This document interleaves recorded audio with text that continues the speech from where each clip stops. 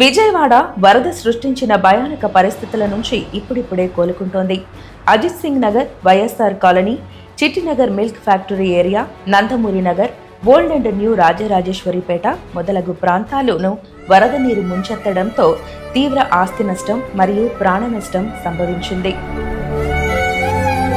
ఈ విపత్కర పరిస్థితులలో చిక్కుకుపోయిన వారు గుక్కెడు నీళ్ల కోసం గుండెల విసేలా రోధించిన సందర్భాలు, కడుపు బాధను అధిగమించడానికి ప్రయత్నించి కడుపు కోతను మిగిల్చిన వారి గాథలు, పలువురిని రక్షించి తమ ప్రాణాలను అర్పించిన త్యాగమూర్తుల వీరగాథలు మనకు ఇక్కడ కనిపించాయి. సమయానికి స్పందించిన ప్రభుత్వం సహాయక చర్యలు చేపట్టినా అవి క్షేత్రస్థాయిలో అందలేదు అనేది వాస్తవం.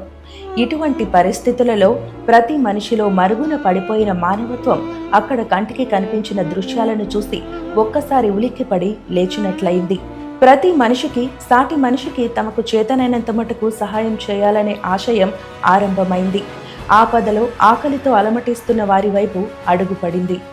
ఒక్కరు కాదు, ఇద్దరు కాదు, అనేక వందల మంది అక్కడున్న అన్నార్తుల ఆకలిని తీరుస్తూ తాగునీరు అందిస్తూ వారి కన్నీటిని తుడిచారు.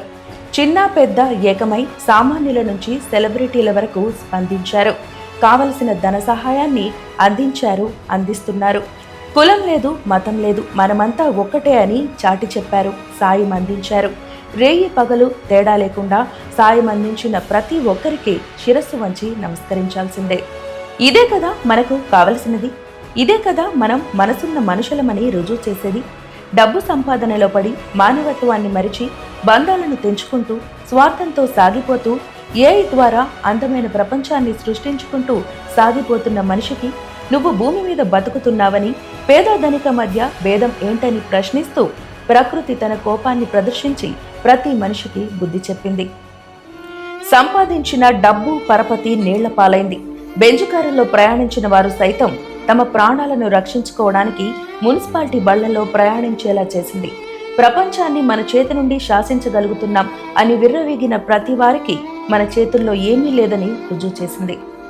ఈ కష్టం మిగిల్చిన నష్టం నుండి కోలుకోవడానికి డబ్బున్న వాడికి కొన్ని రోజులు పడుతుంది, అది లేనివాడికి జీవితకాలం పడుతుంది.